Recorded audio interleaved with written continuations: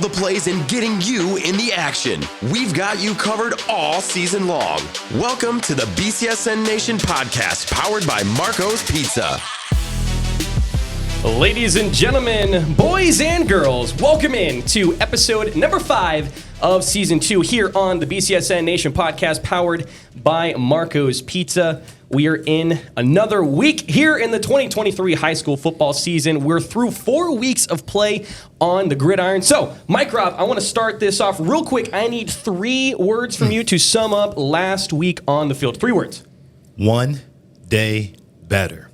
Ooh, that's got a Such lot a of interesting. coach. It really Such does. a coach. Justin, same Such a question to you. coach. 3 words. Give me a comeback. Whiteford came back to beat Ottawa Hills, and Waite, down 30-14, came back to beat Rogers. I love it. Okay, looking good. All right, well, coming up on today's show here on episode 5 of the BCSN Nation Podcast, powered by Marco's Pizza, we're going to be talking takeaways from Perrysburg versus Southview last week. We're taking a deep dive into Braden Gardner's Player of the Week performance.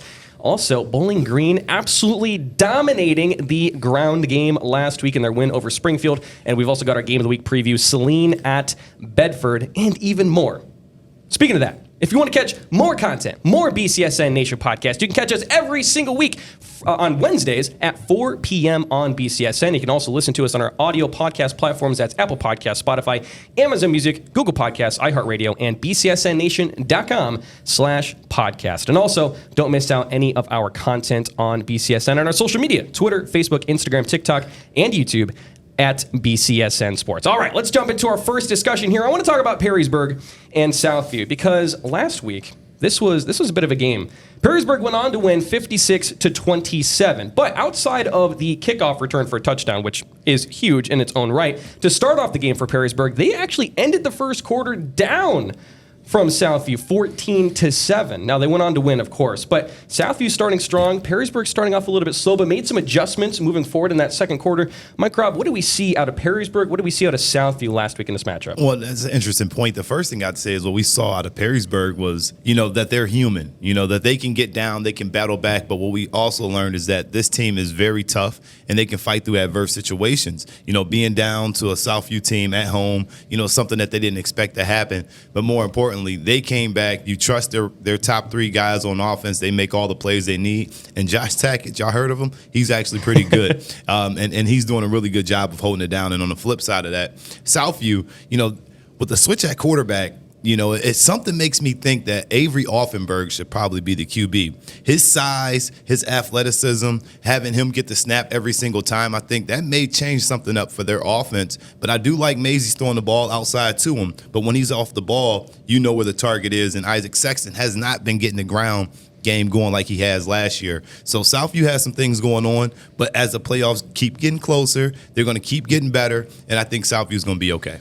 Yeah, I need to follow up with Coach Steve Hardy for Southview because Emmett Lamb was such a productive receiver for them, and Avery Offenberg now in that role, and he seems to be the go-to target as of right now. I'm not sure if Emmett Lamb dealing with any injuries or anything like that, but I like Will Macy's and what he's done. He's had some crucial turnovers there. They've tried to throw a quick screen or a pass in the flat that got just dead on the receiver, so does the DB, watches the eyes of the quarterback, and an easy pick 6 off the other way.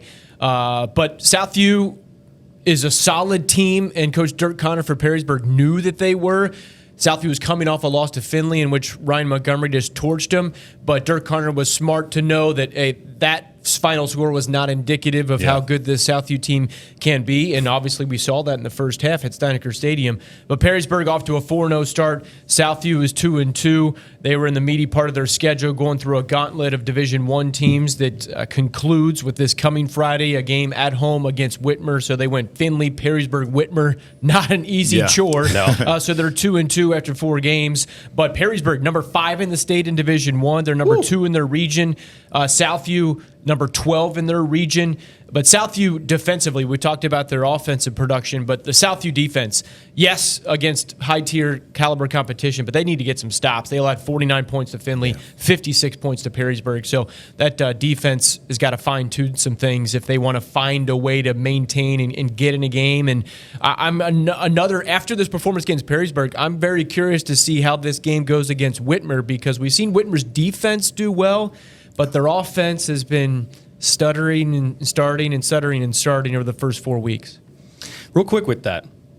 Perrysburg able to make that adjustment there after their slow start in the first quarter. Is that encouraging to see that they're able to, kind of battle through adversity right there and make that quick adjustment? Oh, yeah, of course. If you're a coach, you want to get battle tested at some point. Right. And they did against Marysville on the road, and they had a crucial game-winning field goal with 8 seconds to go back in week 2. So it's not like the first time that they had faced adversity, but definitely throughout a course of a regular season, you want to win all your games, yes, but you want to find different ways to win so you know that, okay, I got 11 guys that I can depend on either side of the ball, that, hey, if we need to win this way, we can do it. If we need to win this other way, we can do it. All right, well, sticking in the NLL here, we're going to jump into our next segment here. We're talking to Charlie's Dodge Chrysler Jeep Ram Player of the Week.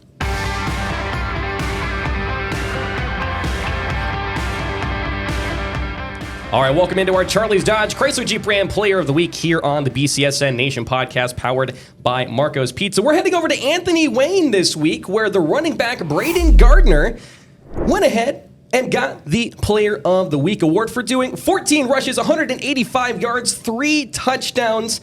An absolute clinical performance by Braden Gardner. He told us in his interview on Sportsnightly the other night that this is a team award, not just a player award. Justin, what did we see out of the running back Braden Gardner this week? Well, I just think it was beneficial for Anthony Wayne's offense to find another running back who can carry the load besides their quarterback, Grant Kinney, because he is their leading rusher, and Kinney has more rushing yards than passing yards after 4 weeks. Somewhat of a surprising statistic from a quarterback, but Gardner delivered when they needed to. Hey, hats off to Napoleon. Napoleon was winning this game. Yeah. They were winning this game at Napoleon, and Anthony Wayne needed a second half surge, and they got it. And Coach Andy Brungard will tell you, for some reason, that they get wins against Napoleon, but Napoleon's kind of the thorn in Anthony Wayne's side during Andy Brungard's tenure with the Generals. There's just certain teams, and Mike Robb, you can probably speak to this. There's certain teams just based on matchup or the style of play or the scheme that they run offensively or defensively, or if it's straight up Napoleon sees Anthony Wayne and just wants to play their best each and every time, no matter if it's home or away. But Braden Gardner made the plays when they needed to, and Anthony Wayne gets out of Dodge with a win. Yeah, that was a huge win for them. Obviously they were in a back and forth matchup with this team, and Napoleon were doing the right thing. They were taking the air out the ball, keeping the ball away from Anthony Wayne, and also getting crucial stops in tough situations. And that's something that we hadn't seen from Napoleon all season long. So watching them step up versus the Anthony Wayne team and play as hard as they did shows that this football team is actually pretty decent. And as they go forward, their style of offense, their style of play, they found some key players. They're finally able to get the ball outside, finding their key receivers to hit them on the outside. Now they got to find out, how do we win? That's going to be the big thing. But as far as Anthony Wayne, this was huge, being able to get the ground game going, getting Gardner to feel confident. He's had some big plays on both sides of the football, but more importantly, you want to be able to run the ball like you always have, and that is an Anthony Wayne staple. And I'm not surprised that Kenny is getting all those rushing yards, because Anthony Wayne loves to run their quarterback, and they're typically at their best when they have a running quarterback. Yeah, he's had 3 long-distance touchdown runs. Yeah. We're going to talk about it during our game day tailgate segment, but a number of, I think it's off the top of my head, an 80-plus yard run, a 44-yard-plus run, and a 50-plus yard run for touchdowns. Back-breaking plays going against the defense. But one more tidbit about Anthony Wayne. They still have 3 more tests. They're off to a 3-1 start through 4 weeks. Week 6, they're at Whitmer. Game day tailgate will be there, game of the week. Week 7, at Findlay. Week 10, at Perrysburg. So they got a gauntlet. Whitmer, Findlay, and Perrysburg, all fellow Division I teams there. But Anthony Wayne, this year, all those games are on the road. You go to next year, those games will be at home. But when you're on the road, that's going to be an interesting matchup for all of those teams. So Anthony Wayne has been tested, and they will kind of play anybody, anywhere for the most part. They are going to be tested within the NLL in 2023. They definitely are. Keep it locked to BCSN. We'll keep you updated with all things Anthony Wayne. All right, I want to talk about something else here. Talking about the run game. Bowling Green this week, they owned the ground in their game against Springfield. Just listen to this little stat line right here. So BG, they got the big win over the Blue Devils, 52-22. More than 500 rushing yards. They scored on every possession of the game, and they never threw the football. 5 different players scored a touchdown. Shannon, Harris, Horst, Schaefer, and Joseph. Shannon being one of the players that were nominated for Player of the Week, of course. And he also let us know in his post-game interview that for Bowling Green, RPO does not mean run-pass option for them. It means run people over.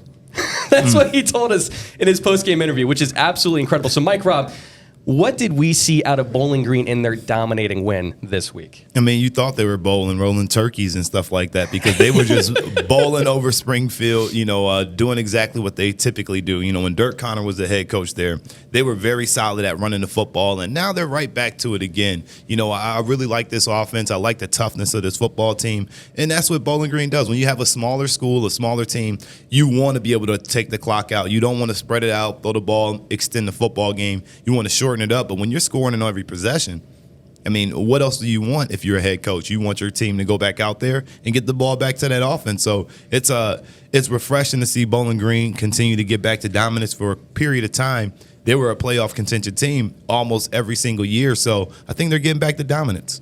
Yeah, Dirk Connor of Perrysburg used to be the coach at Bowling Green and the athletic director for the Bobcats. Now Josh Wade is there. He's in his 3rd year.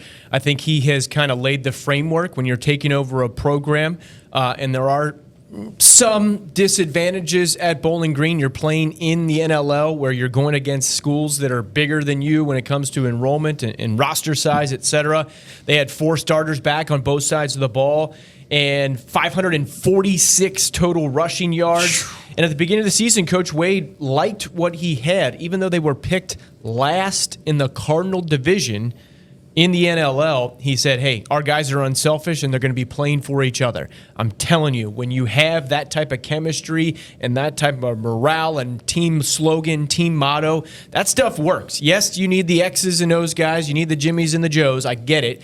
But at the same time, if you got everybody from your best player to your worst player, from all your coaching staff to pulling in the right direction, knowing, hey, I'm going to go make this block for you because I want to for you, or whatever the case may be, playing hard on special teams, hitting the hole the right way, doing all of the little things right. Those things add up and add up and add up. And yes, they beat Springfield. It's not like they've knocked off the #1 team in the state. Right. But at the same time, for where they were picked, I would use the heck out of that motivation. You guys were picked last. You like that? No. How do we change that? Let's go play and let's go show what we can do. And they were dominant in this game. And if it ain't broke, don't fix it kind of thing. Certainly. Hey, if you're getting the yards rushing, let's keep it going until they stop them. And Springfield had no answer for them. The schedule does get tougher for BG, but acknowledge a 3-1 start for the Bobcats. Hats off to them. Absolutely. And also the first Cardinal Division team to beat a Buckeye Division team in the NLL this year. So hats off to Bowling Green, and we'll see how they do moving forward. All right, let's jump into our next segment here. We're talking our clip of the week.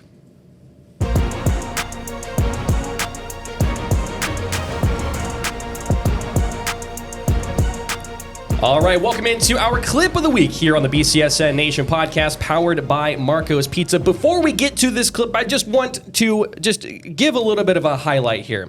So we're going to be watching a clip here from Montay Coleman from Northwood. But just listen to what he went out and did in Northwood's win over Erie Mason this week, 42-18. 321 total yards, 5 TDs, a punt return TD, 3 rushing TDs, and a passing TD from Montay Coleman. So as we take a look at this clip right here, this is just one of the incredible touchdowns that he had. Mike Robb, what are we seeing here? This is right here just pure will. You got blockers just sitting there looking like, hey, are you going to just take the lane and go? Because they knew that he has the speed. He started the game off with a kick return and getting this thing going. This kid is special. He's electric. And on this play right here, take a look at the blocking. Yes. Block down. O-line doing a great job. But his change of direction right there, put your foot in the ground and then just split the defenders. I love it.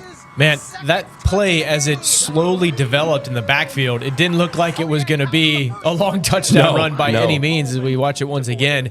With the kind of slow-moving pace here, almost tackled for a 3 or 4 yard loss, and then as a defensive coach, you're saying, okay, what do we want to do? Force them to the inside. That's where more of our defensive players are. Yeah. They did that, and yet Montay Coleman didn't care at all. He had the speed, and Coach Ken James says that he qualified for 3 track and field events at the state championships at that state level last year, last academic calendar year, and he is just straight up dynamic. A 59-yard touchdown run, a 47-1, and then an 85-yard punt return. He also threw for a touchdown. Yep. So he was just clearly the best player on the field. And when you got a player like that making plays like that, that is devastating to a defense. And that kind of set the tone. Look, this is halfway through, a little less than halfway through the first quarter, and they got 2 touchdowns on the board, and Erie Mason's playing from behind. Yeah, you love it right here. One more time. Like I said, you just see the athleticism. You talk about Jimmys and Joes. Well, they got Montay Coleman. They got the real one on the field right now. You look at the defense, their feet look like they're just stuck in the sand, moving in slow motion, while this kid is just playing in video game speed. So, excellent job, man. Love what Northview's doing. Yeah, I know. Sometimes, yes, Coleman and plays like this are going to happen no matter what. But sometimes you got to look at those 2 defensive backs for Erie Mason. Like, hey, you got to go make a play. Take a shot. Like, you got to go make a play. You got to take a shot. Let's go do something. Like, hey, let's dive. Let's go for his legs, take him out down low, or let's just try to stack him up, or whatever the case may be. Yes, I know he's got blazing speed, but the pitter-patter steps and like the tiptoe. Like, no, like, let's go play football. Yes. Nobody could stop Montay Coleman last week. If you want to see more highlight clips like this, then check out our TikTok. It's at BCSN Sports each and every week. We've got highlight plays just like this one going out for you guys to check out. Don't miss it. Go over there to our TikTok at BCSN Sports. All right, want to let you guys know real quick here, each and every week we've got high school football games, and we've also got student sections. And this week, our Unison Health student section of the week is the Clay Eagle Maniacs. They showed up. They had an awesome showing here this week, a little construction night. Awesome showing by Clay. Congratulations to the Eagle Maniacs. We will see you guys this Friday with the belt. And if you guys want to win the student section week yourself, make sure to share your photos and videos on social media using the at BCSN Sports and hashtag SSOTW. All right, real quick before we get into our Game of the Week preview here, we're through 4 weeks of the season so far. So I want to talk about the NLL here. We've got 4 teams at the top of the standings. Perrysburg undefeated right now, 4-0. Anthony Wayne 3-1. Bowling Green 3-1. Finley 3-1. Now, of course, we got the Buckeye division and the Cardinal division. But looking at these teams so far, even teams that are below them so far in the NLL, Justin, who are we thinking is perhaps the best team in the NLL right now? Yeah, good question. I'll throw another team into the mix. They're not 3-1 or 4-0, but Whitmer, we talked about them a little bit. They're 2-2, but their losses to Olentangy, currently the number 1 rated team in the region in Division 1. Region 2 there. So with the fact that Whitmer has played a difficult schedule, what I like about this question is there's going to be ways to figure it out because they're going to play on the field. All these guys are going to face each other at some point in the next 6 weeks. So especially that Perrysburg versus Anthony Wayne game at Perrysburg, that's week 10, depending on how these other teams that we're talking about fit into the mix in that Buckeye division in the NLL. We could see the de facto championship game in Week 10. That would be nice and juicy, but I think Whitmer is going to play a role in that when they face each other amongst all of these other bag of teams here. But Bowling Green, we've already mentioned them, off to a great start. I think we got Clay, Bowling Green, Southview. I think at the beginning of the season we saw Fremont Ross in the Cardinal division, but I think they've kind of gone down a peg a little bit. But I think both races in both the Buckeye division and the Cardinal division are going to go down to at least Week 9, maybe Week 10. All right, Mike, what are we thinking? Well, the question saying who was the best, and Justin danced around. Yes, I did. Can you give us a specific answer? I will put my neck out there and say it's Finley. Okay. I'm gonna say when you take a look at offense that wins games, you're looking at Ryan Montgomery and what he does.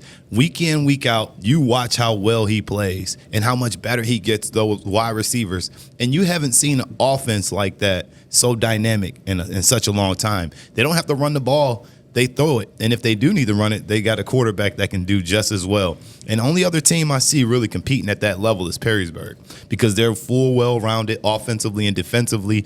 They got a young quarterback that makes mistakes. They can fall behind and get beat a little bit. But I think those are the two top teams right now, in my opinion, at the top of this NLL. Bowling Green, I'm going to scratch them off the list. I think they're good. I don't think they're the best team in NLL.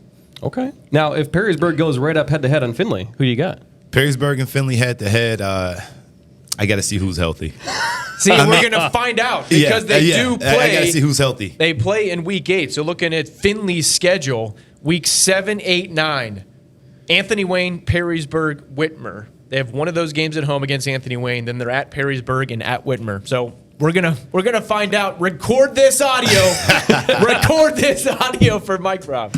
This is, in fact, oh man, here we go. We're gonna find out. We're gonna find out. All right. Well. Let's go ahead and jump into our big game of the week that we've got coming up here this Friday. It's our Game of the Week preview.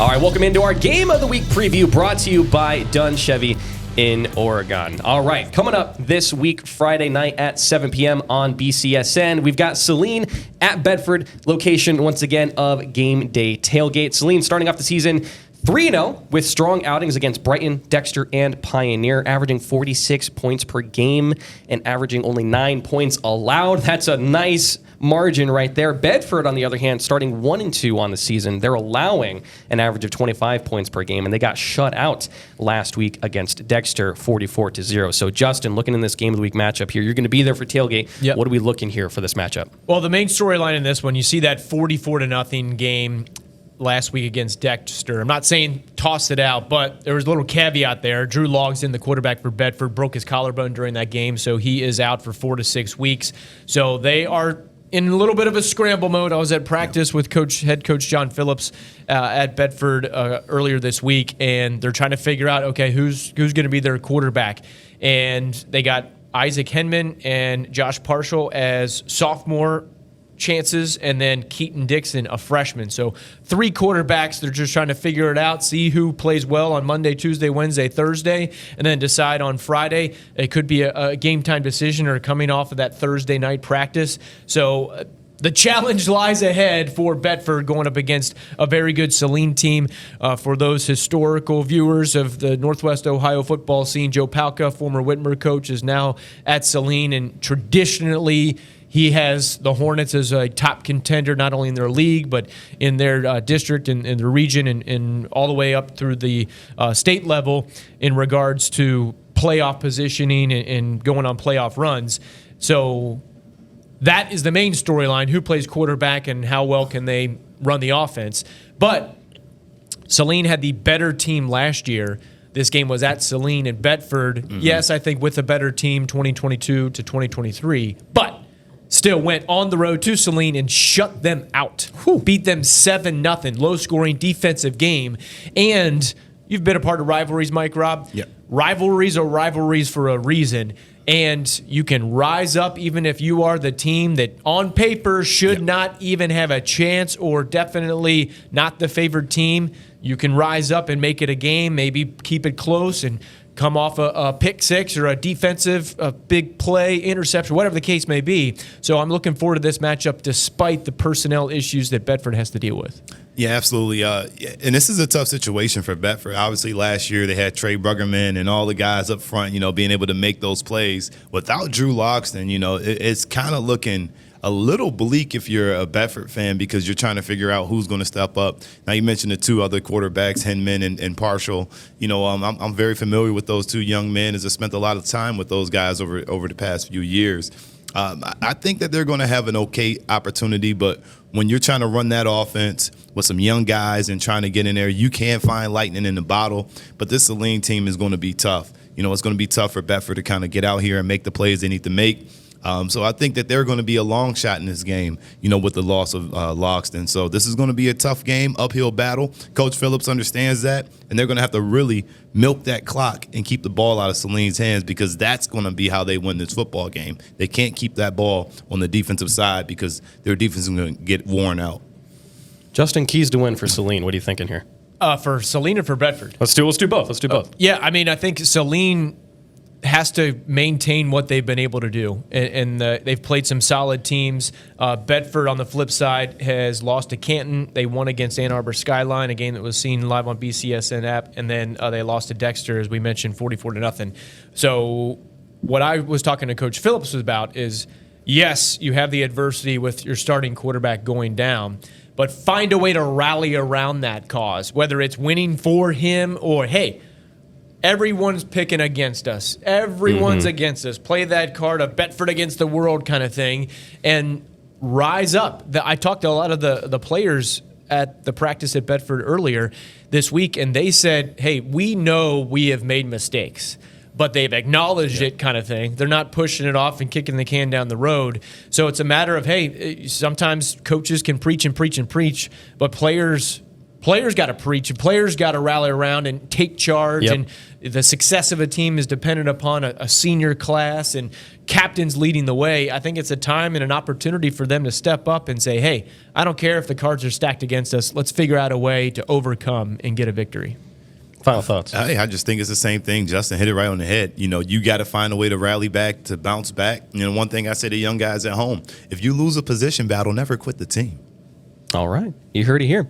Well, you're going to catch that game this Friday at 7 o'clock on BCSN. And we've got more games than just this game of the week between Saline and Bedford. So, Justin, what other games do we have covering this Thursday and Friday here? Yep, Thursday. Someone's going to get a victory, Mike Rob. Uh-oh. Woodward at Rogers. Both teams trying to get off the schneid. Rogers has played well a couple of times within the first 4 weeks. And, hey, I'll be honest, they blew a lead against Wait, we already mentioned at the top of the show, 30-14 late in the third quarter, and crucial mistakes. Pass, double reverse on the goal line. I asked Coach Jerry Davis about that. He said that was his call. He said if it worked, he'd have been a hero. But instead, you're the zero. Hero to zero. Oh, so we'll have the call of that one at Rogers Thursday at 6 o'clock, live on BCSN. Tim Clegg, Mike Robb on the call for that. Then Saline Bedford, we've dug in deep on that one. De La Salle, Central Catholic.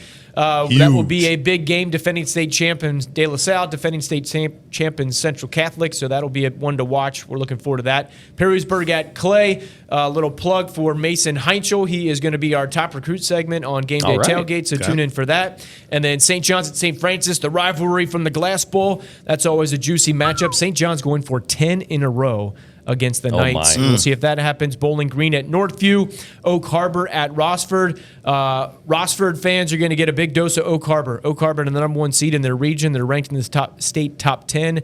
And then you got Eden at Whiteford. Whiteford riding a 17-game winning streak after knocking off Ottawa Hills. But Eden likes to throw the ball with Coach Godwin, Bob Oldwin. And so we'll see what happens in that matchup. And then Stryker TC at Start in a 8-man game. And then Bellevue at Perkins in our Sandusky market. We have two state-ranked teams, Bellevue and Perkins, both 7 and 8, right there in the state top 10. So I'm really looking forward to that one in Perkins territory. The Pirates and the Bellevue going head-to-head in that one. Always a fun matchup in the SBC there. So we're looking forward to that one as well. Yes. I want to tap on that last one you mentioned with Jalen Santoro, the head coach of the Perkins Pirates. He is a alum of Bellevue and was a standout there as well. So there's a lot of bad blood between those two programs. And I like to talk to Coach Santoro all the time about those two teams. And he's just like, hey, man, I love that place. But you know what? Right now, it's a place that's not near and dear to me as long as I'm a Pirate. So this game is going to be a big one, and they got a lot of studs on both sides of the ball. So this is going to be fun. Yeah, there's a bunch of playmakers, and cutting some of the highlights on Friday nights for our 11 o'clock show, seeing some of those big play capabilities from Bellevue and Perkins. I mean, they don't shy away. They're not a 3 yards in a cloud of dust. Like, they are gripping it and ripping it, going for deep balls, Logan Lesh, creative plays. Yeah, so it's both of those teams are definitely fun to watch and an entertaining game for viewers at home. Some other games that are not live on the BCSN app but will be included with highlights within Game Day Game Day Overtime, and then 13 ABC Football Friday. Eastwood Maumee, a test for Maumee, another Northern Buckeye Conference game. Maumee, I think, has surprised some teams, so looking forward to that one. I'll be on the sidelines for that Whitmer at Southview game. Scott at Waite as well. Scott, hey, show us something, and then Waite coming off that win, can they make it 2 in a row? All right. You guys can take a look and see how all of this stuff plays out this Friday on BCSN. As we wrap up today's show, thank you so much for stopping by. We appreciate it. Make sure to tune in next week, Wednesday at 4 p.m. on BCSN. And make sure to listen to us on all the audio podcast platforms, Apple Podcasts, Spotify, Amazon Music, Google Podcasts, iHeartRadio, and BCSNNation.com/podcast. All right, we're throwing the ball. Give me that 3-shot. Here we go. We'll catch you guys at that. next week. Pinpoint perfection. Perfect. Feldkamp to Robinson for 6.